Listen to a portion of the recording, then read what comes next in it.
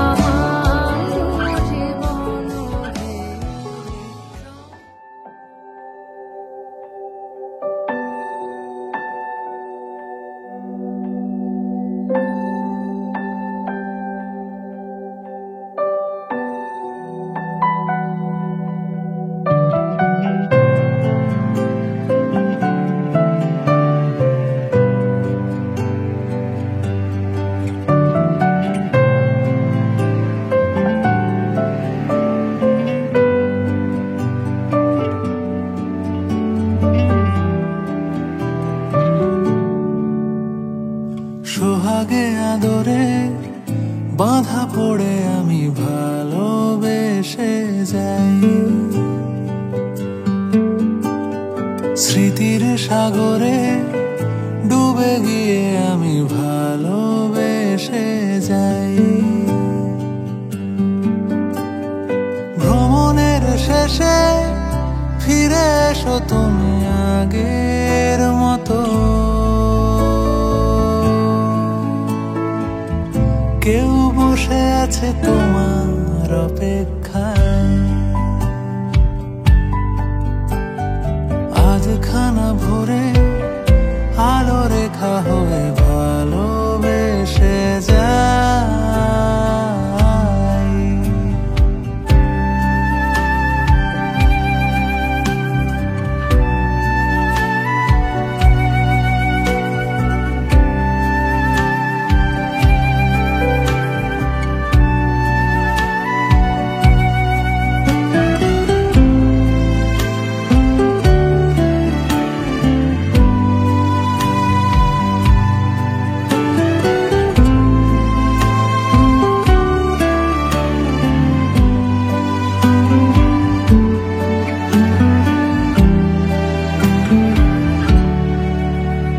শিশিরের রাতে ঢাকা টেনে দিয়ে ভালোবেসে যাই।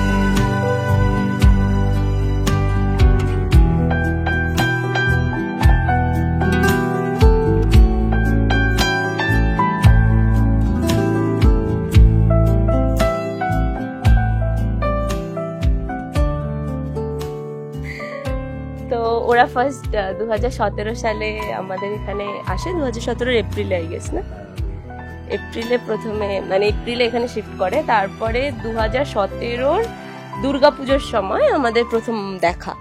না, দুর্গাপুজোর সপ্তমীর দিন বোধহয় ও আমাকে ফার্স্ট দেখেছে, আমি অত নোটিস করিনি।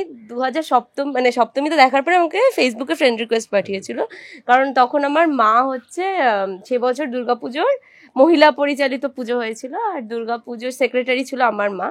তো মানে ওই আমাদের যে বিলের মধ্যে আমার মায়ের নাম ছিল, তো সেখান থেকে আমার সারনেম খুঁজে, মানে এই হাওলাদার যেহেতু খুব আনকমন সারনেম, তো সেখান থেকেও সারনেম খুঁজে আমার নাম খুঁজে আমাকে ফ্রেন্ড রিকোয়েস্ট পাঠিয়েছিল সপ্তমীর দিন। তো আমার স্কুলের কিছু বন্ধু এসেছিল, পাড়ার বন্ধু টন্ধু মিলে। আমি যখন দেখে মাকে দেখিয়েছিলাম যে মা এই ছেলেটা কি বলতো, তখন মা বলছে আরে এটা তো এই আমাদের বাড়িতে এখানে পাড়ায় নতুন বাড়ি হয়েছে, ওদের মানে ওই ছেলে ওই ভদ্রলোকের ছেলে বোধহয় এটা। এবার অনেক দনমন করে অষ্টমী বা নবমীর দিন আমি বোধহয় ফ্রেন্ড রিকোয়েস্ট অ্যাকসেপ্ট করেছিলাম। তো তারপরে টুকটাক কথা বলা শুরু হয়, কিন্তু আমি তখন দেখিনি যে কিরকম, মানে ফেস টু ফেস দেখা হয়নি, প্রোফাইল পিকচার এরকম দেখেছিলাম। তো তারপরে আমাদের একাদশীর দিন একটা পিকনিক ছিল পাড়ার, তখন আমি ফার্স্ট দেখি ওকে। আমি খাবার সার্ভ করছিলাম এসব, আর ও ওখানে বসে খাওয়া দাওয়া করছিল, সেদিন প্রথম দেখা। তারপরে 4th অক্টোবর আমার 2017 4th অক্টোবর আমার বোনের জন্মদিনে ওই একটা মানে ছোট মতন পার্টি ছিল, এবং সেখানে ওদের বাড়িতেও বলা হয়েছিল, ওরা এসেছিল, তো সেটা আমাদের দেখা। তারপর থেকে টুকটাক কথা হতো। ফার্স্ট দেখাটা একটু অদ্ভুত, মানে বেরোনোটা বা ডেটে যাওয়া যেটাকে বলে সেটা একটু অদ্ভুত ছিল। আমার আইবির একটা পরীক্ষা ছিল, চাকরির পরীক্ষা ছিল, একদম ভোরবেলা 5:30টার সময় আমরা এখান থেকে বেরিয়েছিলাম, কারণ সম্ভবত আমার 8টা 8:30 নাগাদ পরীক্ষা স্টার্ট হতো। তো ও দেখলাম ওই মুহূর্তে বেরোনোর কোনো সুযোগ ছিল না তোমার? আমাদের বাড়িতে মানে আমার বাবা ভীষণ স্ট্রিক্ট, আমি একদম বাড়ি থেকে বেরোনো যাবে না বা এরকম। ওই একটা সময় ছিল যে সময়টাকে ইউটিলাইজ করা। তো এবার আমি যখন স্টেশনে উঠছি তখন দেখছি 5:30টার মধ্যেও চলে এসছে স্টেশনে, বেশ জামা টামা পরে চান ফান করে রেডি হয়ে। তখন 15ই অক্টোবর ছিল ওটা। হ্যাঁ, তো তখন আমরা একসাথে মানে যাই পরীক্ষা দিতে, আমি হলে পরীক্ষা দিই, ও বাইরে বসেছিল, সেটা আমাদের ফার্স্ট ডেট। তারপরে আমরা সম্ভবত এসে ফুড প্লাজাতে কিছু একটা খাওয়া দাওয়া করেছিলাম। তো ওইভাবে আমাদের চলতে থাকে, এবং ওর জায়গা থেকে প্রথম থেকে আমি দেখেছিলাম যে ও খুব আর কি সিরিয়াস ছিল রিলেশনশিপটা নিয়ে, আমি খুব একটা সিরিয়াস ছিলাম না। আমার মনে হচ্ছিল মানে তখন একদম আমি পড়াশোনা করছি, MA পড়ছি, তারপরে মানে তখন প্রচুর স্বপ্ন এরপরে MBA করবো। জার্নিটা কিরকম হবে সেটা কি মানে আমি ভাবিনি। ও যেমন কি তখনই চাকরি করছে, ও একদম সেটেল মাইন্ডে যে আমি বিয়ে করবো এরকম ব্যাপার।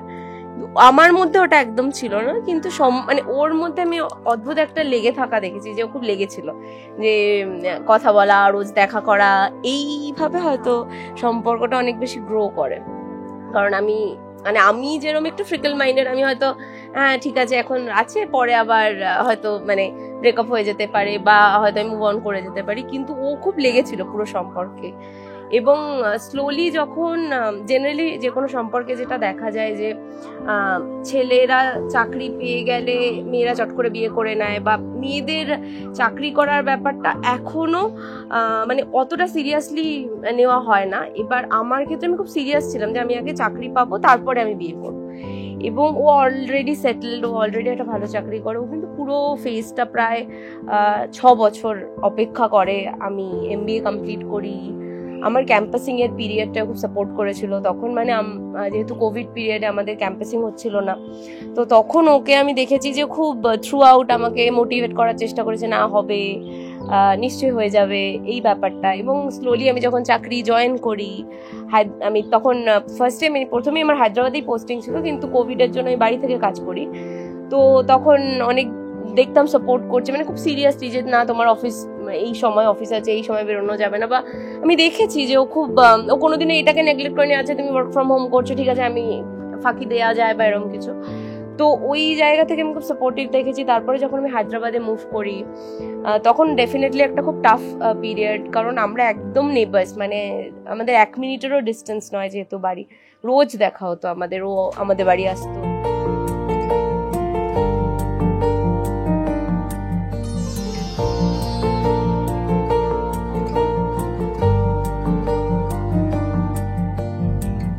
लटउलझी सुलझा जा बालमा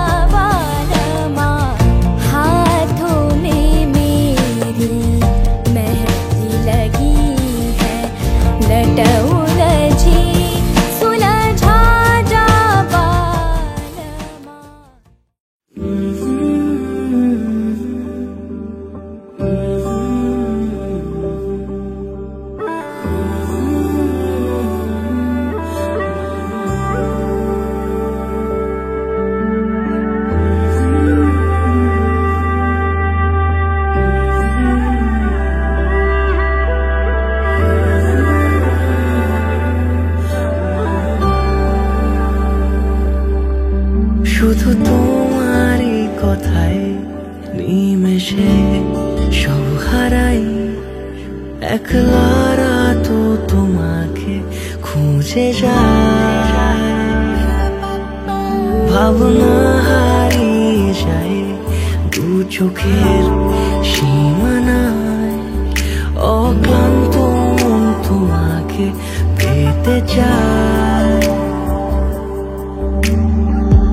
আমার এই মনের কোণে আছো তুমি আজ গোপনে, আদো হাসি সব কিছু ভুলিয়ে দেয়।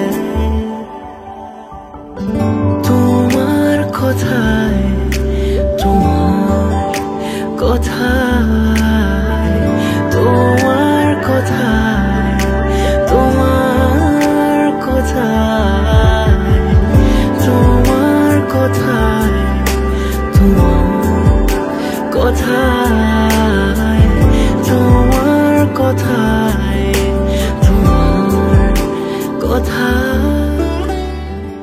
আমি চাকরি পাওয়ার পরে যখন হায়দ্রাবাদে শিফট করি, একদম দেখা হওয়া বন্ধ, তখন একটা মানে দুজনেই ডিপ্রেসড ওই সময়টাকে বলা যেতে পারে কালো সময়, আমাদের সম্পর্কের কালো সময়। কালো সময় ঠিক না, মানে যে যার ক্যারিয়ারে সবাই তখন ব্যস্ত, কিন্তু সমস্যা যেটা হচ্ছে হয়তো দেখা করাটা খুব প্রয়োজনীয়তার মধ্যে পড়ে। আমার ক্ষেত্রে হয়তো সেটাই, ওই প্রয়োজনীয়তা ধীরে ধীরে ধীরে ধীরে কোথাও যেন একটা হারিয়ে যাচ্ছিল। মানে আমরা খুব, আমার ক্ষেত্রে আমি দেখেছি আমি খুব ডিপ্রেসড, দুজনেই আমরা খুব ডিপ্রেসড হয়ে যাচ্ছিলাম। আমার থেকে ও অনেক বেশি, তার অনেকগুলো রিজন, হঠাৎ জেঠুর চলে যাওয়া, মানে ওর বাবার চলে যাওয়া, এবং তারপরে মানে সব মানে একটা হঠাৎ করে একটা শক, মানে আমরা ভাবিনি যে এত তাড়াতাড়ি এরকম হবে, এবং তারপরে ওর শরীর খারাপ হয়ে যাওয়া, এবং ও তখন একদিন এরকম হয়েছে যে রাত্রে খুব শরীর খারাপ লাগছে, ও ফ্লাইটের টিকিট কেটে হায়দ্রাবাদ চলে এসছে। মানে ওই যে মানে দেখা ওর মধ্যে এটা ছিল যে দেখা হলে হয়তো আমার শরীর ঠিক হয়ে যাবে, ওর সাথে দেখা হয়ে গেলে শরীর ভালো হয়ে যাবে, এই তাই হয়, তাই হচ্ছিল এবং তাই হয়, এবং ভবিষ্যতে তাই হবে। হ্যাঁ, এটা ঠিক যে মানে আমরা দুজনে যে এরকম নয় যে খুব ওই রোমান্টিক টাইপের কাপল, বাট হ্যাঁ আমরা দুজনেই মারপিট করছি, ঝগড়া করছি, আমি রান্না করছি, ও খাচ্ছে, এই জিনিসটাই আমরা এনজয় করি। তো এটা একটা ভালো। আর আমরা দুজনে খুব ঘুরতে ভালোবাসি, সেটা আমরা প্রচুর ঘুরেছি বিয়ের আগেও, যেমন আমরা দার্জিলিংয়ে গেছি, ভাইজ্যাক গেছি, তারপরে আমরা রিসেন্টলি আমরা ঘুরে এলাম বালি থেকে। তারপরে মানে এই যে পুরো আমাদের আমরা ঘুরতে যাওয়া, প্ল্যান করা, এইগুলো আমরা অনেক বেশি সময় স্পেন্ড করি। যেহেতু লং ডিস্টেন্স, এখনো লং ডিস্টেন্স, আমি এরপরে আবার চলে যাব হায়দ্রাবাদে, তো আমরা ওই ডিস্টেন্সটা এইভাবেই মানে কমানোর চেষ্টা করি, প্ল্যান করে যে এবার আসলে এখানে ঘুরতে যাওয়ার প্ল্যানিংগুলো করা। কারণ যদি ওই ডিপ্রেশনে চলে যাই, তখন হয়তো কোথাও গিয়ে দুজনের মধ্যে আবার ওই ডিস্টেন্স আসবে, ঝগড়াঝাটি হবে, মন খারাপ হবে খুব বেশি। তো এগুলো আমরা চাই মানে যতটা পারি অ্যাভয়েড করতে। আর মজার ঘটনা বলতে ওর থেকে বেশি ওর বাবার সাথে আমার অনেক মজার ঘটনা আছে। সেটা হচ্ছে জেঠু আর আমি প্রচুর ফোনে কথা বলতাম, মানে ওর বাবার সাথে প্রচুর ফোনে কথা হতো। আর মানে পাশাপাশি বাড়ি, তাও ফোনে আমরা ফোনে মোটামুটি 45 মিনিট, 1 ঘন্টা, 1.5 ঘন্টা এরকম কথা হতো। যেটুকু একটা মজার কাজ করতো সেটা হচ্ছে, আমি একটা কথা বললাম, সাপোজ কোনো একটা যেই জানো তো জেঠু এই জিনিসটা করলে না এরকম হয়, ঠিক 2 মিনিট পরে জেঠু ওই জিনিসটা রিপিট করে বলতো, জানিস তো আমি কোথা থেকে একটা শুনলাম এই জিনিসটা করলে এরকম হয়। তো এটা আমরা এত পরেও, মানে এখন জেঠু নেই, আমরা যখন জেঠুর কথা আলোচনা করি, এই কথাটা আমি সবসময় বলি যে আমি কোভিডের কথা বলেছিলাম, যে কোভিডের ইঞ্জেকশন নিলে জানো জেঠু যদি জ্বর আসে তাহলে কিন্তু মানে এটা বোঝা যাবে যে মানে কাজ হচ্ছে, মানে ওষুধটার কাজ হচ্ছে। যেটু ঠিক 2 মিনিট পর আমাকে বলে, জানিস তো ইঞ্জেকশনটা নিলে না যদি জ্বর আসে তাহলেই কাজ হবে। তো এই জিনিসগুলো আমার খুব মজা লাগতো। যেটু প্রচুর কথা বলতো, এবং আমার যেটা সব থেকে ভালো লাগতো আমাদের যখন রিলেশনশিপ যেটা হয়, আমি জেঠিমার ক্ষেত্রে যেমন জেঠিমার সাথে কথা হলে কিরে কয় বিয়ে করছিস, এই করছিস, এই জিনিসগুলো অনেক জিজ্ঞেস করতো। জেঠু কিন্তু কোনোদিন ওই জিনিসটা জিজ্ঞেস করেনি। জেঠু অনেক বেশি ফোকাস ছিল আমি কি চাকরি করছি, কি পড়াশোনা করছি, আমার অফিসে কি হচ্ছে, এগুলো নিয়ে মানে খুব কিউরিওসিটি বেশি ছিল। বাবার কাছে এটা মনেই হতো না যে হ্যাঁ রিলেশনশিপের থেকে, মানে আমি আরো রিলেশনশিপে বলে যেটু আমার সাথে কথা বলছি, এই জিনিসটা কোনোদিনও হয়নি। আমাকে ভালোবেসে আমার সাথে কথা বলতো, তার সাথে ওর কোনো লিঙ্ক আমি দেখিনি, যেটা আমার খুব ভালো লাগতো। আর আমার মায়ের সাথে ওর একটা অদ্ভুত ভালো বন্ডিং, যেটা ও আমাদের বাড়িতে, যেহেতু আমি যখন আমাদের যখন রিলেশনশিপ তখন আমার বাবার বাইরে পোস্টিং, তো 2017 এন্ডের দিক থেকে আমাদের বাড়িতে আসা যাওয়া শুরু হয়। তো তখন মায়ের সাথে বেশ অনেকক্ষণ সিরিয়াল দেখতো, বা এটা সময়টা ছিল শীতকালে ছিল, আমরা খুব একটা বেরোতে পারতাম না, বেরোলেই ঠান্ডা লাগা এই সেই সমস্যাগুলো থাকে। তো এই জন্য আমাদের একটা সেলটার দরকার ছিল, সেলটা হচ্ছে তোমার বাড়ি। সেখানে আমরা বসে চা খাওয়া, মুড়ি খাওয়া, তার সাথে আড্ডা, এবং এটা মানে একদিন নয়, এটা কন্টিনিউ চলতেই থাকে প্রায় বছর 3 হ্যাঁ, মানে কোভিডের আগে অবধি। কোভিডের আগে ওই শীতকাল থেকে শুরু হয়েছিল, তারপর অনেকগুলো শীত পেরিয়ে গেছে, মানে তখন আমি এখনো মানে আজকের দিনও একটু পরে আড্ডা শুরু হবে। এটা আমাদের খুব, আমার মা একটা কোনো ব্লগ দেখছে বা কিছু একটা দেখছে, তার উপরে হ্যাঁ মানে ওই ব্লগটা চলছে টিভিতে, দুজনে হয়তো কাউকে নিয়ে একটা কমেন্ট করে আছে, আচ্ছা এই মেয়েটার এটা মানে দুজনের গসিপ চলতেই থাকে। তো এটা, এই বন্ডিংটা খুব ভালো। আর আমার বাবার সাথে এখন একটা অদ্ভুত বন্ডিং, সেটা হচ্ছে ওই শেয়ার মার্কেটে কোথায় কি স্টক হচ্ছে, কোনটা কিনবো, কোথায় কি হবে, কিন্তু অ্যাট দ্য এন্ড দুজনে স্টকে ইনভেস্ট করতে করতে আমি লাস্টে খুচরো ইনভেস্ট করে ওদের থেকে বেশি লাভবান, কিন্তু সেটা পরের কথা। কিন্তু ওরা একটু আগেই বলছে, কাকু এই শেয়ারটা কিনলাম, এইটা এই করেছি। তো বাবার আর ওর বন্ডিং কোথাও গিয়ে, আমার বাবার সাথে আমার খুব একটা ওই ভয়ের সম্পর্ক ছিল। আমার স্কুলের বন্ধুরা বলতো অপরাজিতার বাবা একদম সাউথ ইন্ডিয়ান সিনেমার যে ভিলেন বাবাদের মতন, বাবা ভীষণ স্ট্রিক্ট ছিল। সেখানে চট করে ওর কথা বলা বা বাড়িতে সম্পর্কের কথা আমি বলতে পারিনি। বাবা যখন জানতে পারে তখন খুব রাগারাগি হয়েছিল। তখন বাবা একটাই বলেছিল, নিজে চাকরি করো, তারপর যাকে ইচ্ছা বিয়ে করো। কিন্তু এই যাকে ইচ্ছা বিয়ে করার যে কথাটা বলেছিল, এবং তারপর বিয়ে হওয়ার পরে বাবার সাথে ওর কানেকশনটা এখন দেখি অনেক মানে অনেক অদ্ভুত। আমার বোনকে সেদিন আমার বাবা বলছে, আমরা গাড়ি করে ফিরছিলাম, আমার বোনকে আর কি বোনই আর কি জিজ্ঞেস করছে, আচ্ছা সৌম্যজিৎ তাহলে কি কোথায় আছে বা এরকম কিছু একটা। তখন বাবা বলছে, সৌম্যজিৎ এখন বাড়ির ছেলে, ও তো খুব ভালো, ও তো কোনো ওর খাওয়া নিয়ে জানিস তো, তোদের মতো ঝামেলা নেই। বাবা এখন দেখি ওর প্রশংসা অনেক বেশি করে। তো এই যে 6 বছরে আর কি প্রচুর আপস এন্ড ডাউনস এর পরে গিয়ে যে বাবার ওকে বেশি ভালোবাসাটা আমার কোথাও গিয়ে সত্যি খুব ভালো লাগে।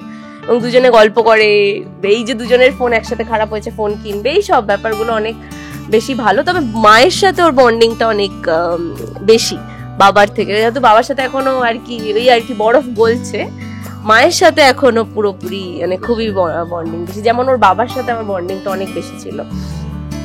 তবে জেঠিমার সাথেও ডেফিনেটলি, জেঠিমার সাথে গল্প বা আড্ডা মারাটা অনেক বেশি হয়, এখন অনেক বেড়েছে। এখন কথা বলা, বা আমি বরাবরই একটু কথা বলতে ভালোবাসি, মানে ভিডিওটা দেখলেও বোঝা যাবে আমি বক বক করছি।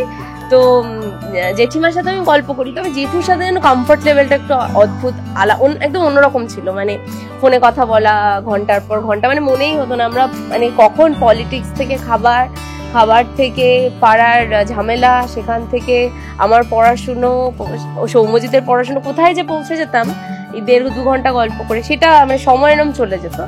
সেই জিনিসটা ডেফিনেটলি আমি মিস করি, মানে মাঝে মাঝেই মনে পড়ে। আর হচ্ছে কোথাও বেরোলাম, মানে স্পেশালি আমরা যখন দুর্গাপুজো, আমরা সবাই এক জায়গায় হই, পাড়ার সবাই, বা ওদের যেহেতু একই পাড়ার, এক জায়গায় সব পুজো, মানে কমিউনিটি পুজো যেহেতু, তো তখন জেঠু এসে বেশ ঠাকুরের সামনে দাঁড়িয়ে বলতে, পিউ একটা ছবি তুলে দিত। এই জিনিসটা আমি খুব মিস করি। মানে জেঠু ছবি তুলতে ভীষণ ভালোবাসতো, এবং ছবি তোলার পর সেই ছবিগুলো আমাকে পাঠাতে হতো, যদি আমি না পাঠাতাম ফোন করে মানে পাঠাতে বাধ্য করা হতো। মানে এই যে জিনিসটা, এটা আমি খুব মিস করি। মানে এত ছবি তুলতে ভালোবাসা, বা ছবি যেটা আমার মধ্যেও খুব আছে, আমি যেখানে মানে ওকে আমি এখন মানে ছবি তুলে দিতে যে এত ন্যাক করি, সেটা আমার মধ্যেও আছে। জেঠুর মধ্যে আমি খুব এনজয় করতাম, মানে আমি প্রচুর ছবি তুলে দিতাম, পাঠাতাম ছবিগুলো। তো সেটা মানে আমিও খুব এনজয় করতাম, ভালো লাগতো। হয়েছে বলে কি শুন, হারিয়ে ফেলেছি মন, করবি কি আর সেই উপহার পেয়েছি অনেকক্ষণ।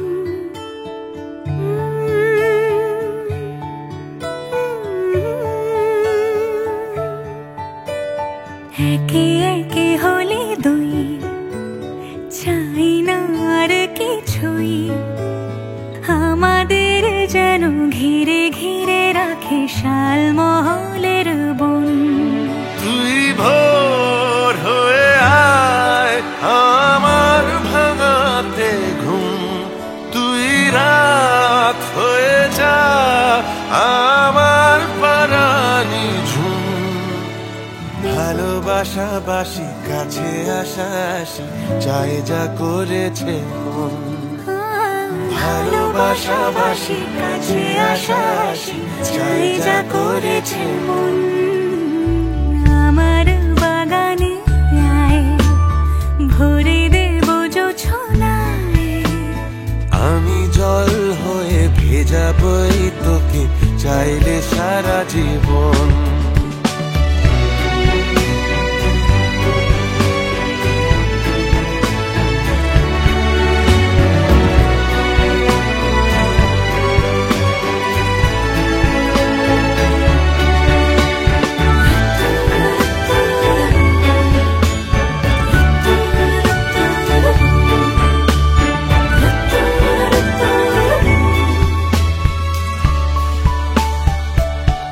এলে বড়দিন এলে বর্ষা এলে মধুমাস এলে খেলা ঘর এলে বড়দিন বেড়াতে যাব এলে বর্ষা চুপি চুপি ঝলকাবো এলে মধুমাস কি চাই এলে খেলা ঘর হবো তোকে পেলো মন অবাক রকম তোকে পেলো দিন অরূপ রতন তোকে পেলে শেষ দিনের আনিমেষ তোকে পেলে বেশ আমার মতো তাহলে ধরো যে দুর্গাপুজোয় 2017 দুর্গাপুজোর একাদশীর দিন আমাদের একটা পিকনিক ছিল না, তো পিকনিকের দিন বোধহয় আমাদের ফার্স্ট দেখা হয়েছিল। তোমার দেখে আমাকে কেমন লেগেছিল? দেখে দেখার অভিজ্ঞতাটা অন্যরকম। তুমি এখনো মাঝে মাঝে হলে সেটাকে বলো যে কারণ ওই সময়টা তুমি অনেক পরিশ্রম করছো, এই দৌড়াদৌড়ি করা, মানুষকে খেতে দেওয়া। না তো ফ্রেন্ড রিকোয়েস্টটা কেন পাঠিয়েছিলে? ফ্রেন্ড রিকোয়েস্টটা এই কারণে পাঠিয়েছিলাম দেখি পাশাপাশি বন্ধুত্ব করে কেমন লাগে, কারণ নতুন জায়গায় এসেছিলাম তো চেনা পরিচিত এই পাড়াতে হয়তো কেউ ছিল না, তো ওই পাড়াটাকে জানতে গেলে কারোর হাত পাড়া ধরে- জানার জন্য তুমি বসে থাকবে? হ্যাঁ না না ওইটার কথা নয়, পাড়া জানা এই পাড়ায় মানে news report- পাড়ায় কে কেমন কি কিছু মানে না, তো এই আমি যে ধরে পাড়া- খবর হ্যাঁ, দিতাম। মানে আমার ক্ষেত্রে ওটাই সব থেকে বেস্ট অপশন। হ্যাঁ ওই দিনে দেখে আমার তো ভীষণ ভালো লেগেছিল, কিন্তু আরো বেশি ভালো লেগেছিল সেই দিনের যেদিন ওই ভোরবেলা আমরা তোমার পরীক্ষা দিতে যাওয়ার সময় আর কি দেখা, প্রথম হাত ধরা ওই সময়। তো ওই দিনটা হয়তো বলা যায় না। পরীক্ষা দিতে গিয়ে মোটো হাত ধরেনি, ফেরার সময়। ফেরার সময়। লোকে কি ভাবে বাবা পরীক্ষা দিয়েছে, হাত পাতে প্রেম করে পরীক্ষা দিতে, এরকম হয়নি। তুমি মানে আই ওয়াজ নট শিওর যে তুমি আসবে, আমি তোমাকে দেখে অবাক হয়ে গেছিলাম যে তুমি এসে। আমি আমার একটা বন্ধুর সাথে আমরা দুজনে মিলে পরীক্ষা দিতে গেছিলাম, আর সেখানে হঠাৎ আমি স্টেশনে এসে দেখি হঠাৎ এরকম তুমি চলেছে। মানে তুমি বলছিলে আমি যাবো যাবো, এবার মানে কেউ যে ভোরবেলা 5টার সময় উঠে আমাকে পরীক্ষা সেন্টারে নিয়ে যাওয়ার জন্য রেডি হতে পারে এটা আমি ভাবিনি, তাই জন্য আমি একটু অবাকই হয়েছিলাম। কারণ উপায় ছিল না এছাড়াও, কারণ অন্য সময় দেখা করা উপায়টা ছিল না। হয়তো এই একটা সুযোগ ছিল আমাকে নিজেকে একবার বোঝানোর, হয়তো ওই হয়তো বেশিক্ষণ টাইম ছিল না, হয়তো ঘন্টাখানেক বা ঘন্টা দেড়েক হয়তো টাইম ছিল নিজেকে একটু বোঝানো যে আমি কেমন বা কি, সেইটুকু হয়তো বোঝানো। তার জন্যই হয়তো সেই পরিশ্রমটুকু করা। যেমন ধরো এই যে আমি রান্না বান্না করে করে তোমাকে খাওয়াই এত এই কিছু। কটা বছর যেটা মানে সব থেকে ভালো কাজ হয়েছে, আমার ভুঁড়িটা খুব ভালো বেড়েছে, কারণ আমি খেতে খুব পছন্দ করি আর খাওয়াতে খুব পছন্দ করি। তো এই কতগুলো বছরে প্রচুর রকম রান্নাও করেছে এবং আমি বেসিক্যালি খেয়েছি, এবং আমি সেটা অনেক প্রচুর ছবিও আমাদের। হ্যাঁ, কারণ ও ভুলে যায় 2 মিনিট 2 দিন পরে আমি যদি জিজ্ঞেস করি যে আমি তোমাকে মনে আছে ধরো টিভিতে মানে কোনো একটা খাবারের কিছু একটা রেসিপি দেখানো হচ্ছে, যে এই জিনিসটা আমি বানিয়েছিলাম মনে আছে, ও পুরো বেমালুম খাওয়ার পরে 2 দিনের মধ্যে কি করে ভুলে যায় আমি মানুষ জানি না। সেই জন্য আমি ও যখনই খেতে বসে আমি ওকে বসিয়ে রেখে একটা ছবি তুলে রাখি, মানে তখনই মানে স্ক্রোল করে আমি দেখাই যে এই সেম ডিশটাই তুমি খেয়েছো। এই যেটা হয়েছে এই এতগুলো বছরে প্রচুর খাবার হয়েছে, প্রচুর নতুন নতুন নতুন খাবার হয়েছে সেগুলো হ্যাঁ, আমার মা মাঝে খেয়েছি মাঝে রেগে এবং- গিয়ে বলে, হ্যাঁ চাকরি করার কি দরকার, রান্না বান্নাই কর শুধু।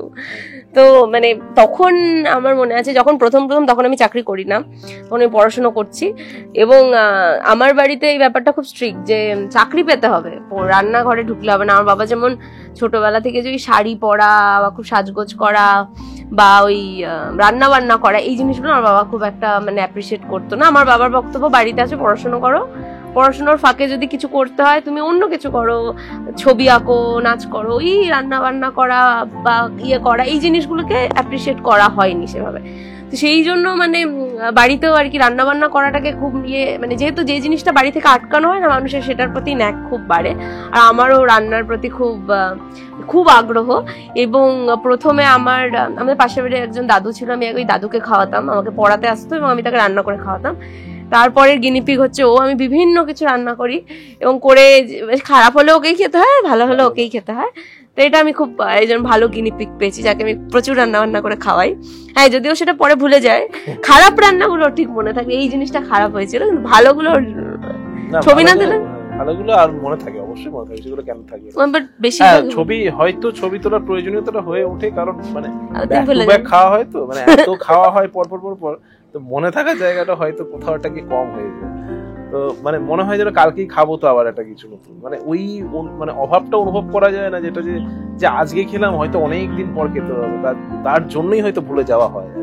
মানে এত আমি যে হায়দ্রাবাদ চলে গেলাম, তাহলে তখন হয়নি যে তখন মনে পড়তো? হ্যাঁ, তখন আরো বেশি মনে পড়তো, সেই মুহূর্তটাই আরো বেশি মনে পড়া হয়, কারণ বিভিন্ন ধরনের খাবার খাচ্ছি তখন, মানে তোমার হাতের ছাড়া, তো তখন সেই হ্যাঁ মানে তখন মানে এরকম হয় যে ফোনে হয়তো বলছে আজকে এবার আসলে না তুমি বিরিয়ানিটা রান্না করো, এবার আসলে না তুমি ওটা রান্না করো।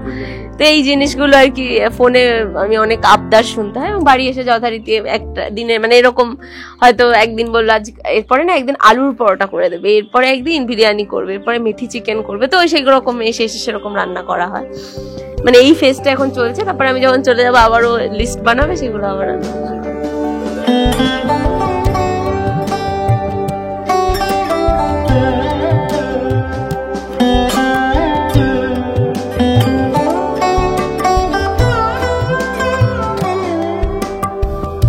যদি তাকে চাই আড়ালে আজকে আবার,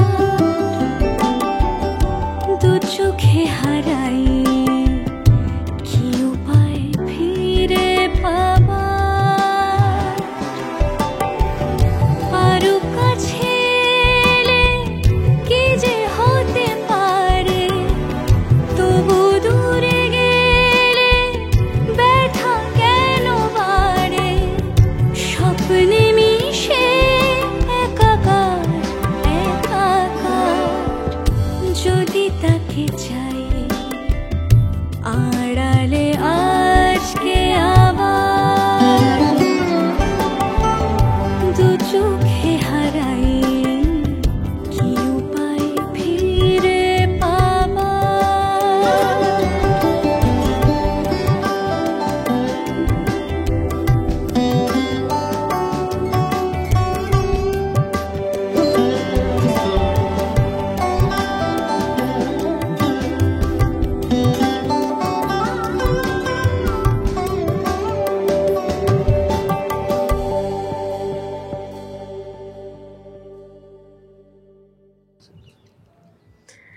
আর তাহলে ফার্স্ট যে ধরো আমাকে দেখা হলো আর এই বিয়ে হলো, কিছুদিন হয়েছে, তোমার কি এখন কোনো রিগ্রেট হচ্ছে যে বাবা কেন বিয়ে করে নিলাম? রিগ্রেট একটাই, রিগ্রেট হয়তো অনেক আগে তোমাকে পেলে ভালো হতো।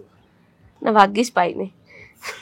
না মানে স্বাভাবিক, যখন এই যে বলে না যে সবুরে মেওয়া ফলে, যে যত সময় যাবে তত, তাই জন্যই তুমি পেয়েছো, তুমি যে জীবন থেকে এতটা উপলব্ধি করতে পেরেছো, তারপরে আমাকে পেয়েছো, তাহলে সেটা অনেকটা করাটা হয়তো অনেক বেশি হয়েছে।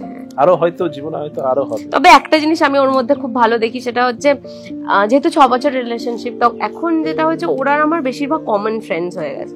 তো আমার যত স্কুলের বন্ধু, কলেজের বন্ধু, আমার বিভিন্ন ফেজের বন্ধু, মানে স্কুলের কিছু আছে, কলেজের কিছু আছে, এম এর কিছু আছে, MBA এর কিছু আছে, তাদের সবার সাথে ওর একটা অদ্ভুত ভালো বন্ডিং।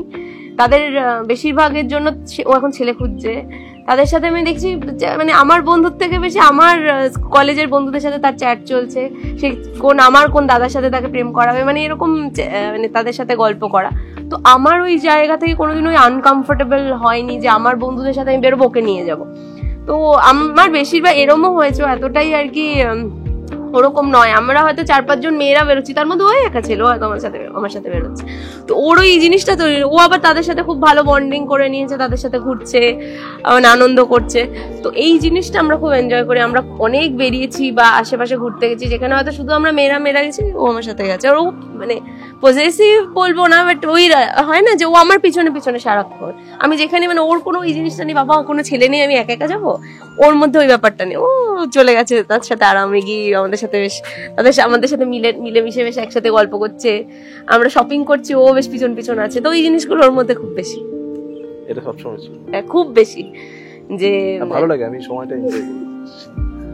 মানে এখনো মানে আমি যদি অফিস করি ওর পাশে বসে থাকে, ও বাইরে গিয়ে টিভি দেখতে পারে, অন্য কিছু করতে, তা না, ও ঠিক এসে দেখলাম আমার পাশে বসে অফিস করছে।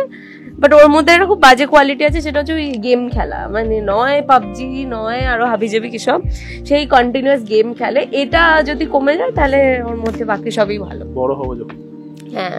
তো এখন আমাদের এখানে বাচ্চাদের সাথে খুব ভালো বন্ডিং ওর।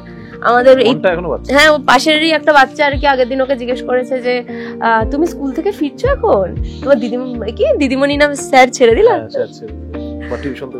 টিউশন থেকে ফিরছে, মানে হ্যাঁ ও এখনো ভাবে যে স্কুলে যাচ্ছে, কিন্তু বিয়ে হয়ে গেছে। সেই বাচ্চাটা আমাদের বিয়েতেও এসছে, কিন্তু এখনো ভাবছে বাচ্চাটা যে ও স্কুলে থেকে ফিরছে, দিদিমণির কাছ থেকে টিউশন পড়ে ফিরছে। আর এবং ও সেটা বিশ্বাস করে। সেদিন আমাকে নিয়ে ফিরছে, বলছে এই দেখ আমার দিদিমণি আমাকে বাড়ি দিতে যাচ্ছে। তো বাচ্চাদের সাথে খুব ভালো বন্ডিং, সেটা আমার খারাপ লাগে না, কিন্তু এই মোবাইলে গেম খেলা ব্যাপারটা খুব খারাপ। ভালো লাগার বিষয়বস্তুর মধ্যে যেটা ওর সব থেকে আমার বেশি ভালো লাগে, যেটা হচ্ছে ও কেয়ার করে হয়তো অন্য 10 জনের থেকে অনেক বেশি, সেটা মানে প্রতি পদে পদে হয়তো আমাকে মনে করিয়ে দেয় সেই জিনিসগুলো। তো তার জন্য আমি ভীষণভাবে কৃতজ্ঞ। যেটা হয় কারণ ও কত রাত অব্দি অফিস করার পরেও আমি অফিস যাচ্ছি, আমি খেয়ে যাচ্ছি না সেটা দেখা, টিফিন করে দেওয়া এবং সমস্ত কিছু গুছিয়ে আমাকে অফিস পাঠানো। তো সেইগুলোর মধ্যে হ্যাঁ কোথাও একটা গিয়ে হয়তো সেই মায়ের ব্যাপারটা হয়তো ও মানে পালন করে আর কি। তো যেটা আমার কাছে মানে খুব ভীষণভাবে আশ্চর্য করে তোলে আমাদের মাঝে মাঝে। সব থেকে বড় কথা আজকের দিনে দাঁড়িয়ে যেটা হওয়া উচিত প্রতিটা মানুষের, একটা ভালো মানুষ হওয়া। তো ওর মধ্যে এই জিনিসটা ভীষণভাবে দেখি যে একটা ভালো মানুষের যে গুণগুলো থাকা উচিত সেগুলো ওর মধ্যে রয়েছে। তার মধ্যে কেরিয়ারের মধ্যে যে একটা ও ভীষণ কেরিয়ার নিয়ে একটা ভীষণ ফোকাসড, যে দরকার হয় আমাকে কেরিয়ারে নিজেকে পারসিউ করতে হবে, এগোতে হবে, এই জিনিসগুলো। তো যার জন্য ওর জায়গা থেকে ও ভালো স্ট্যান্ড করছে ওর পয়েন্টে। তো সেইটা আমার কাছে খুব ভালো লাগে। আর ভালো প্ল্যানার বলা যেতে পারে, খুব সুন্দর প্ল্যানিং করে, হ্যাঁ ক্রিয়েটিভ জিনিসগুলোকেও খুব সুন্দর চোখের সামনে নিয়ে আসে আমার, যেগুলো আমি খুব মাঝে মাঝে অবাক হই, কারণ তার আমার এক মুহূর্ত সেই কোয়ালিটিগুলো নেই আর কি। হ্যাঁ, তো আমাদের ঘুরতে যাওয়ার ক্ষেত্রে প্ল্যানিং সমস্ত ওই করে, এক্সিকিউশনটা হয়তো দুজনে মিলেই করি, কিন্তু প্ল্যানিং যেটা বুদ্ধিটা বেরোবে সেটা ওর মাথা থেকেই বেরোয় প্রথম, এবং সেটা ফলো করার কাজটা হয়তো আমারই হয়ে থাকে, আমি করছি। হ্যাঁ, এইভাবেই চলে আর কি আমাদের সম্পর্কের যে বলতে গেলে যে রেসটা চলে, সেটা এইভাবেই আমাদের মধ্যে চলে।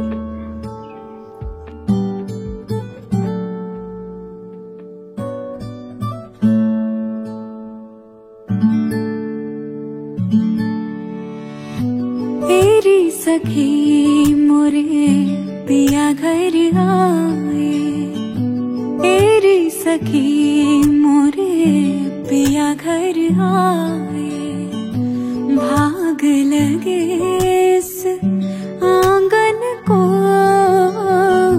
भाग लगे इस आंगन को, अपने पिया की अपने पिया के मैं बल बल जाऊं, चरण लगायो निर्धन को, मेरी सखी मोरे पिया घर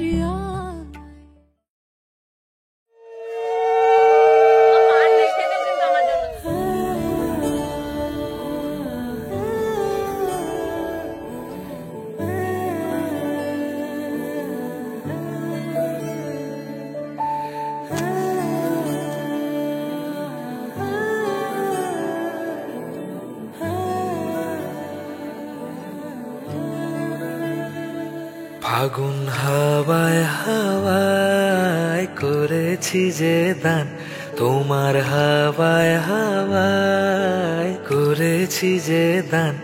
আমার আপন হারা প্রাণ, আমার বাঁধন ছেড়া প্রাণ, আমার আপন হারা প্রাণ, আমার বাঁধন ছেড়া প্রাণ। ফাগুন হাওয়ায় হাওয়ায় করেছি যে দান, তোমার হাওয়ায় হাওয়ায় করেছি যে দান।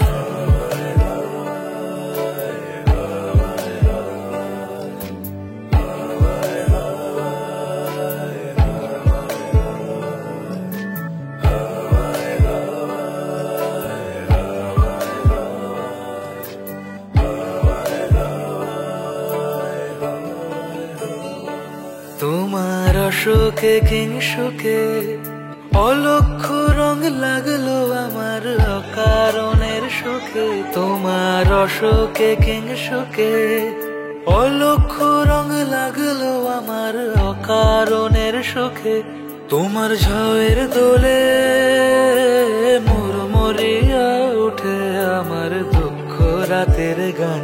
ফাগুন হাওয়ায় হাওয়ায় করেছি যে দান, তোমার হাওয়ায় হাওয়ায় করেছি যে দান।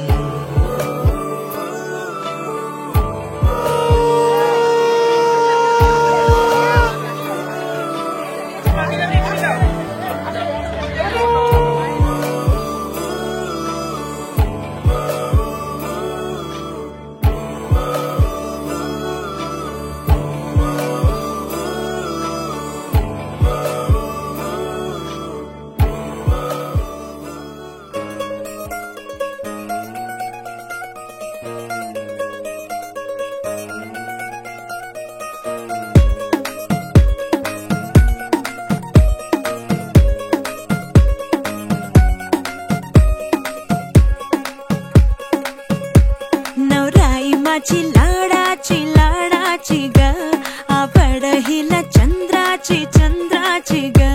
नवराई माझी नवसाची नवसाची ग, अप्सरा जशी इंद्राची इंद्राची ग।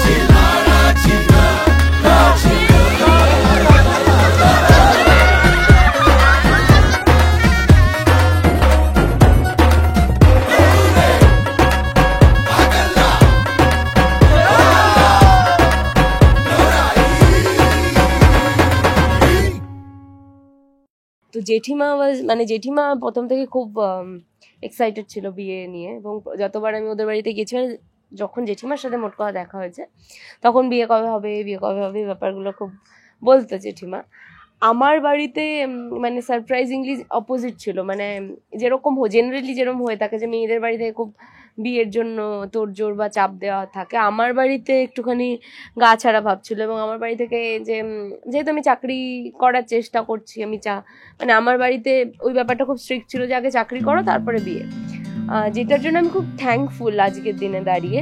তো আমার বাড়ি থেকে ওই ব্যাপারটা অনেক বেশি ছিল না, ওই প্রেশারটা ছিল না, বা ওই মানে তাড়াহুড়োটা ছিল না। এবং সেক্ষেত্রে প্রথম বলতে আমি চাকরি পাওয়ার পর থেকে কোথাও গিয়ে সম্পর্কটা অনেক বেশি অ্যাকসেপ্টেড হয়। তার আগে অবধি যেটা ছিল একটু লুকিয়ে চুরিয়ে দেখা করা, হয়তো বাবা বাড়িতে ঢোকার আগে ফিরে আসা, এই জিনিসগুলো অনেক বেশি ছিল। আমার বাবা যেহেতু বাইরে পোস্টিং ছিল, সেক্ষেত্রে ওই একটু ফ্রিডম ছিল। আমার মা যেহেতু খুব মানে আমার মা খুব কি বলবো ফ্রেন্ডলি, তো সেই জায়গাতে মা কোনোদিনও আটকায়নি। যেহেতু ওকে চিনতো, হয়তো ওকে বুঝতো যে মানে ও মানুষ, খারাপ মানুষ নয় বা কিছু। তো কিন্তু বাবা থাকতো যখন, বা বাবা যখন বাড়ি আসতো তখন খুব তাড়াতাড়ি বাড়ি ফেরা, এই জিনিসগুলো ছিল, বকাঝকা করা, এই ব্যাপারটা ছিল। কিন্তু আমি খুব সাডেন চেঞ্জ দেখি আমি চাকরি পাওয়ার পর থেকে আমার বাড়িতে খুব জিনিসটা খুব হোলসাম হওয়া, অ্যাকসেপ্ট হওয়া শুরু হয়।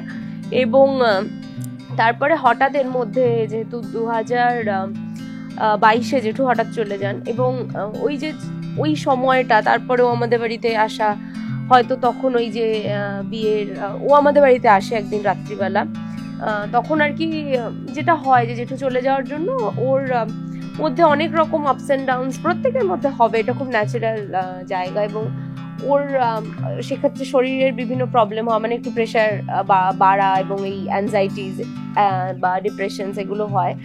এবং একটা টাইমে ও আর কি ডিসাইড করে যে না, এবার বিয়ে করে নেবো 2022-এ। এবং 2022-ও আমাদের বাড়িতে আসে, এবং আমার বাবাকে ফার্স্ট বলে। বাবা তখন খুব নর্মালি কথাটা বলে, হ্যাঁ তোমরা তাহলে ডেট ফাইনাল করো এবং সেই হিসাবে হবে। এবং আমি খুব একটা মানে বিয়ে নিয়ে আমি খুব হাইপ ছিলাম যে আমার বিয়েতে আমার এটা চাই ওটা চাই অনেক কিছু। তো সেক্ষেত্রে আমরা ধীরে ধীরে প্ল্যান করি, এবং তখন আমি হায়দ্রাবাদে, আমি অফিসে কথা বলা শুরু করি, এবং অফিসে জানাই যে আমার এরকম হাজব্যান্ড ওখানে চাকরি করে। তখন আমরা বিভিন্ন খোঁজখবর নিয়ে চেষ্টা করা হয় যে ও যেহেতু ও ইদার হায়দ্রাবাদে ট্রান্সফার নেবে বা আমি কলকাতায় ট্রান্সফার পাবো, এই একটা জায়গায়। কারণ বিয়ে হলে এক জায়গায় দুজনে থাকবো, এটাই আমরা প্রথমে ভাবি, এবং সেগুলো নিয়ে আমরা এগোতে থাকি। এবং সেই কারণেই আমাদের এপ্রিল মাসে গিয়ে রেজিস্ট্রি করার আমরা ডিসাইড করি, যে তাহলে ও অ্যাপ্লাই করতে পারবে বা আমিও অ্যাপ্লাই করতে পারবো। ডেফিনেটলি মা বাবার একটা রাগ বা প্রথমে একটা অভিমান থেকে ছিল, কিন্তু আমরা নিজেদের জায়গা থেকে স্ট্রিক্ট ছিলাম, রিলেশনশিপের জায়গা থেকেও কেরিয়ার ওয়াইজ কোনোদিনও আমি পার্সোনালি কোনোদিনও কেরিয়ার আর রিলেশনশিপকে আমি এক জায়গায় রাখিনি। আজকের দিনে দাঁড়িয়ে আমি আমার কেরিয়ার নিয়ে যতটা সিরিয়াস, আমি আমার রিলেশনশিপ, যে কোনো রিলেশনশিপ, সেটা আমার মা বাবার সাথে হোক, আমার হাজব্যান্ডের সাথে হোক, বা যে কোনো মানুষের সাথে আমি খুব সিরিয়াসলি নিই। এবং সেই জন্যই হয়তো ওই ব্যালেন্সটা খুব ইজি হয়েছে, এবং আমাদের ফুলফিলমেন্টটা অনেক মানে স্মুথ হয়েছে। দেখতে দেখতে 7টা বসন্ত আমরা একসাথে কাটিয়ে ফেলেছি, আর আশা করছি যেন আগামী 70টা বসন্ত আমরা এইভাবে একসাথে কাটাতে পারি।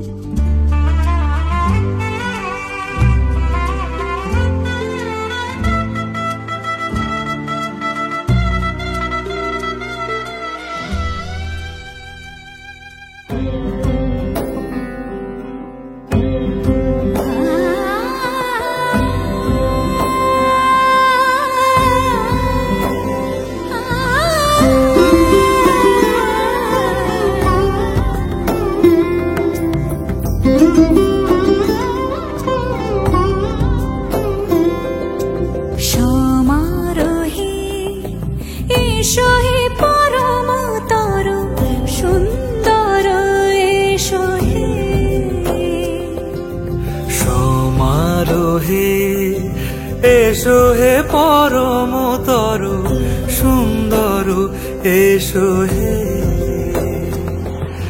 ঝলক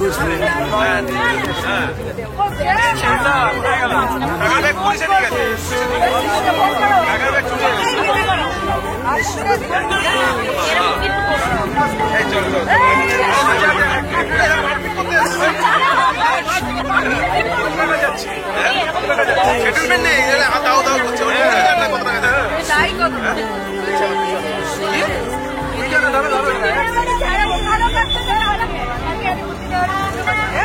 আছে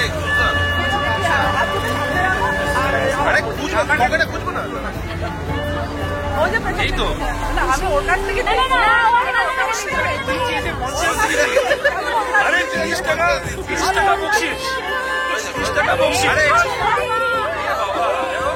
এই আমার 30 টাকা বকশিশ চাইলো আমি 50 দিচ্ছি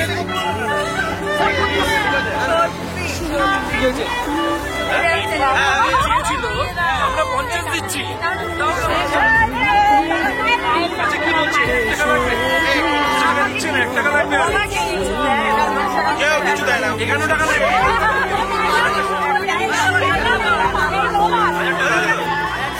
আবার কি না দেখে না সুন্দর এসো হে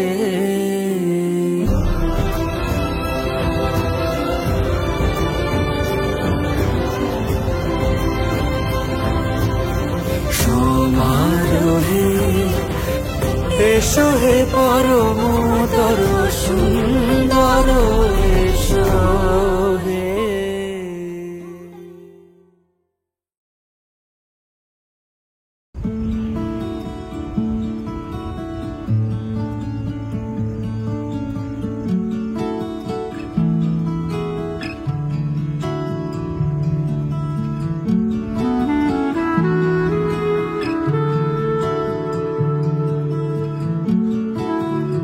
ভালোবেসে সখী নিভৃতে যতনে আমার নামটি লিখো তোমার মনের মন্দিরে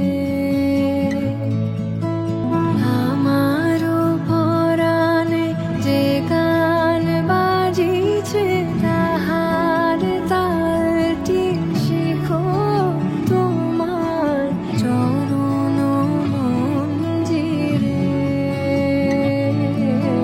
ভালোবেসে সখী নিভৃতে যতনে আমার নামটি লিখো তোমার মনের মন্দিরে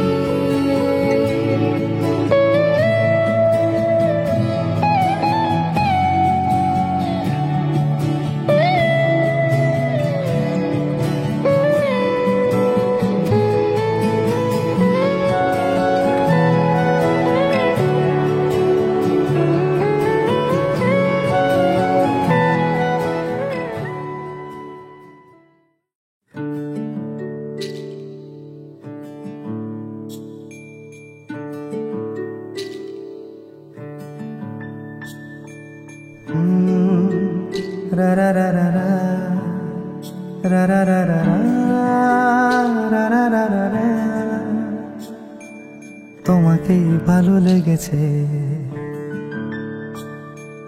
তোমাকেই ভালো লেগেছে তাই তোমার দালান জুড়ে আঁকলাম এক নদী ভরা স্থান তোমাকেই মনে ধরেছে তাই পুরনো খাতায় লিখে রাখলাম নতুন প্রেমের গান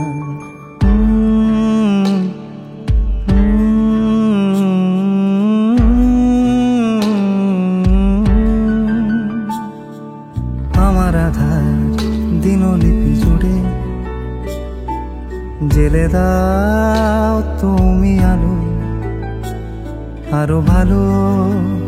আরো ভালোবেসে তুমি উঠোন সাজিয়ে দাও। তোমার আদর আলগোছ করে মায়া ভরা চোখে ঢালো, আরো আলো রঙে তুমি এ মাটি রাঙিয়ে দাও। যেন আমার ভাই জানালার ফাঁকে তোমার আলো ছোঁয়া লেগে থাকে। বাড়ি ফিরে এসে তোমারই আঁচলে ক্লান্তির অবসান। তোমাকে ভালো লেগেছে তাই তোমার দালান জুড়ে আঁকলাম এক নদী ভরা স্থান। তোমাকেই মনে ধরেছে তাই পুরনো খাতায় লিখে রাখলাম নতুন।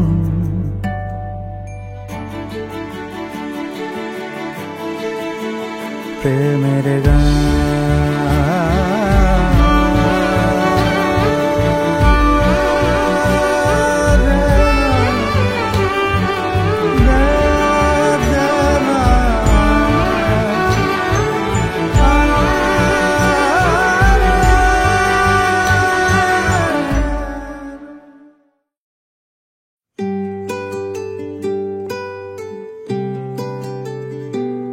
তুমি বৃষ্টি চেয়েছো বলে কত মেঘের ভেঙেছি মন।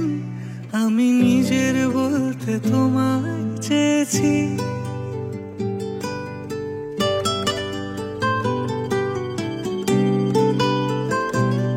তুমি যাওনি কিছুই বলে আজও পাল্টে ফেলিনি মন। শুধু নিজের বলতে তোমায় চেয়েছি। তুমি জানতেই পারো না তোমায় কত ভালোবেসেছি। ও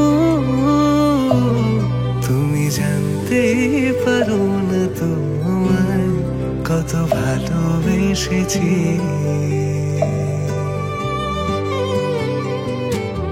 তুমি বৃষ্টি চেয়েছো বলে কত মেঘের ভেঙেছি মন। আমি নিজের বলতে তোমায় চেয়েছি। তুমি যাওনি কিছুই বলে আজও পাল্টে ফেলিনি মন। শুধু নিজের বলতে তোমায় চেয়েছি।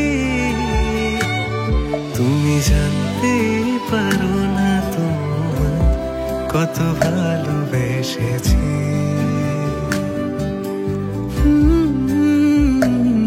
তুমি জানতেই পারো না তোমায় কত ভালোবেসেছি।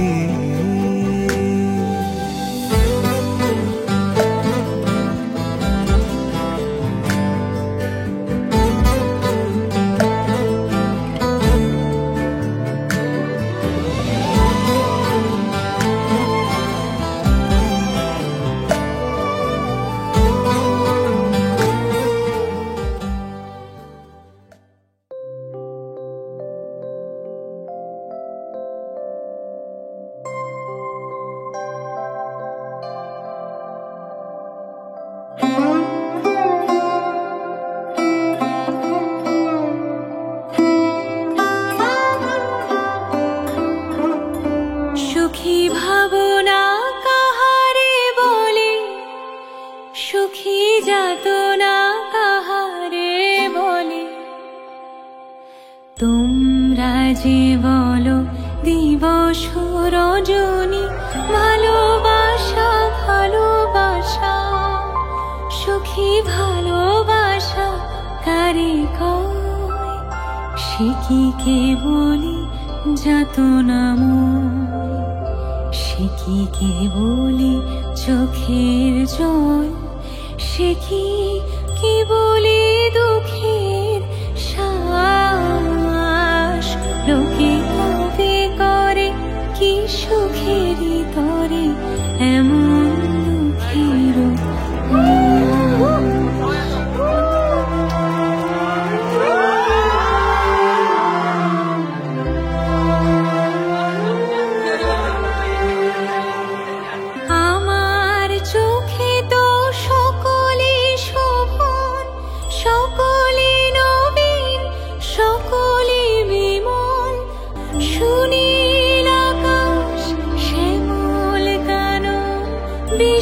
আলো জোছনা কুসুম কোমল সকলে আমার মতো।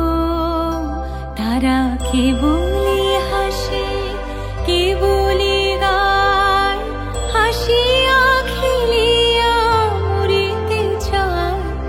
না জানি বেদন না জানি রোদন, না জানি সাথী যাতনা যত।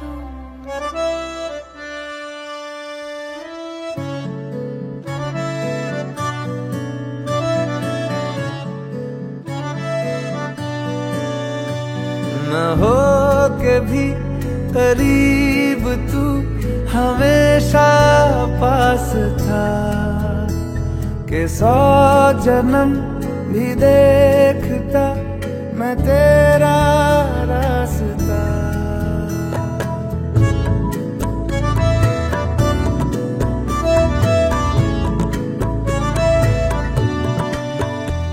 न हो के भी करीब तू हमेशा पास था, कि 100 जन्म भी देखती मैं तेरा रास्ता। जो भी है सब मेरा तेरे हवाले कर दिया, जिस्म का हर रुआ तेरे हवाले कर दिया। जो भी है सब मेरा तेरे हवाले कर दिया, जिस्म का हर रुआ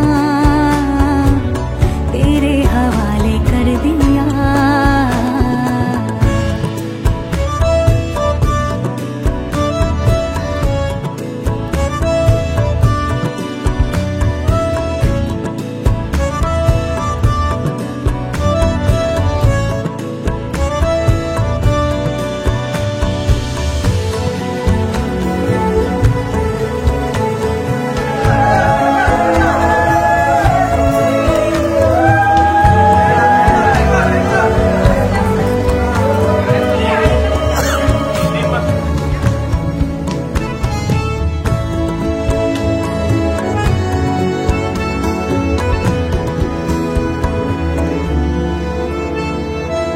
देखा ज़माना सारा भरम है, इश्क इबादत इश्क करम है।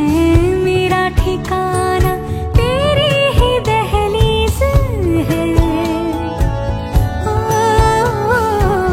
मैं हूँ दीवारें छत है पिया तू, रब की मुझे नेमत है पिया तू।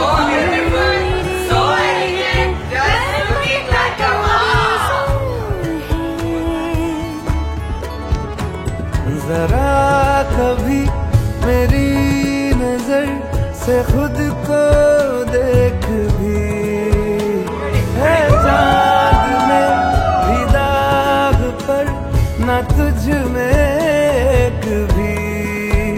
खुद पे हक मेरा तेरे हवाले कर दिया, जिस्म का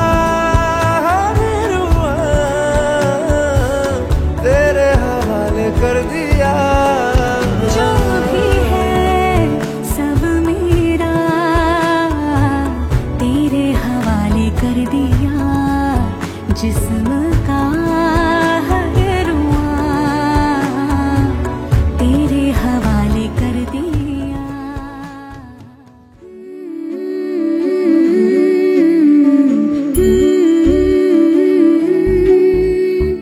ये मोह मोह के धागे तेरी उंगलियों से जा उलझे, कोई टोह टोह ना लागे, किस तरह गिरहा ये सुलझे। है रोम रोम एक तारा,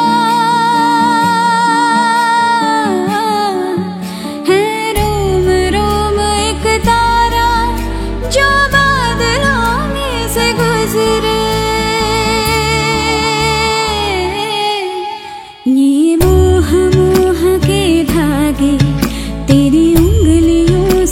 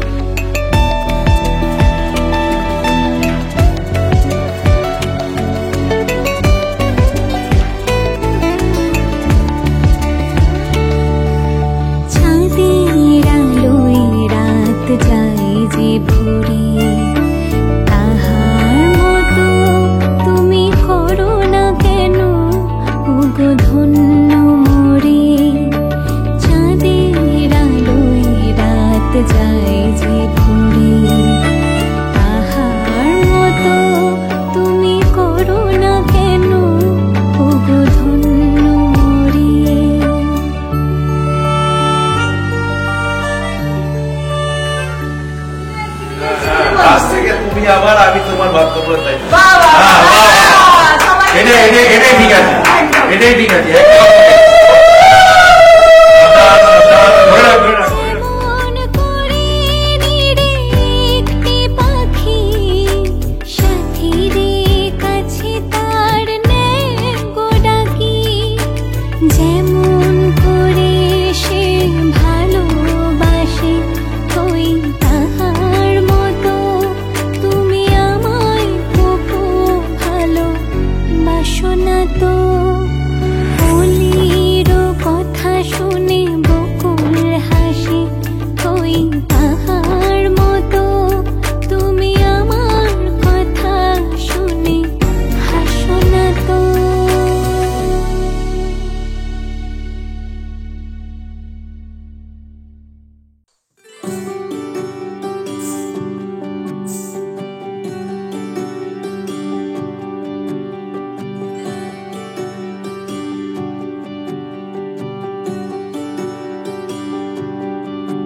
मन जोगिया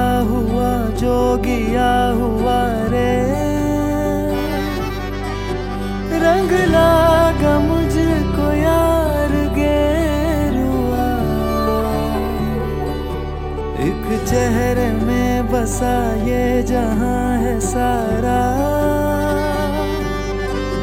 मेरा इश्क मेरा प्यार गेरुआ मेरे दिल का दिल नशी वो है मेरी जान का जान नशी वो है मेरे मैं का हम नशी वो है मेरे मैं का हम नशी वो नाम वो कहानी है याद मुझ जुबानी वो मेरा यार जानी जानी मौला मैं आग हूँ वो पानी दो लफ्ज है दो मानी मिलने की फिर भी ठानी ठानी मौला वो नाम वो कहानी है याद मुझ जुबानी वो मेरा यार जानी जानी मौला मैं आग हूँ वो पानी दो लफ्ज है दो मानी मिलने की फिर भी ठानी ठानी मौला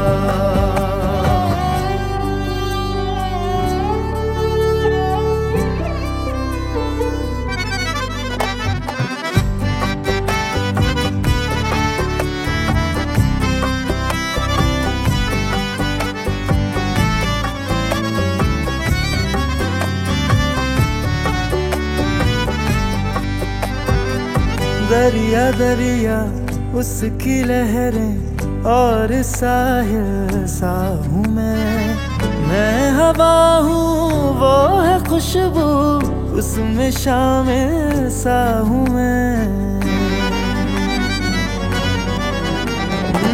दरिया दरिया उसकी लहरें और साहिल सा हूँ मैं हवा हूँ वो है खुशबू उसमें शामिल सा हूँ मैं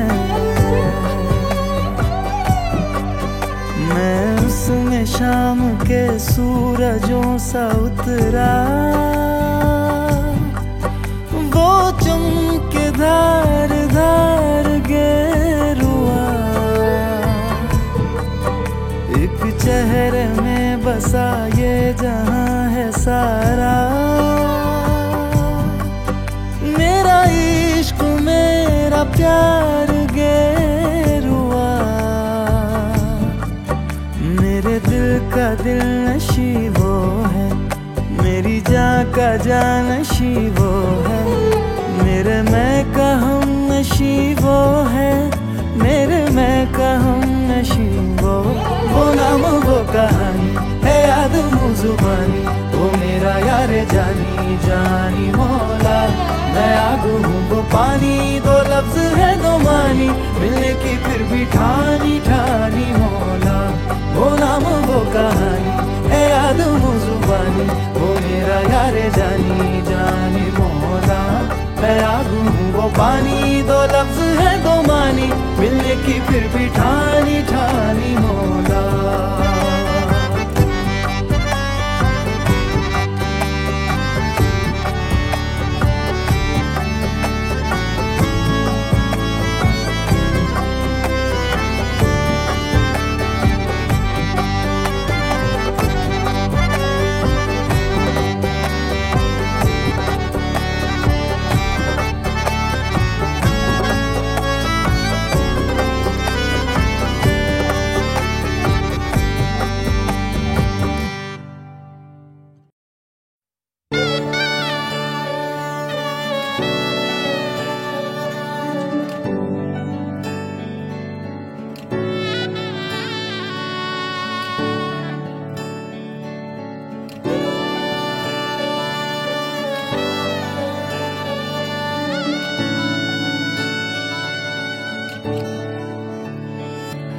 চুপি চুপি তাকে দেখে ভাবি রোজ, কবে পাবো তোমার ইশারা।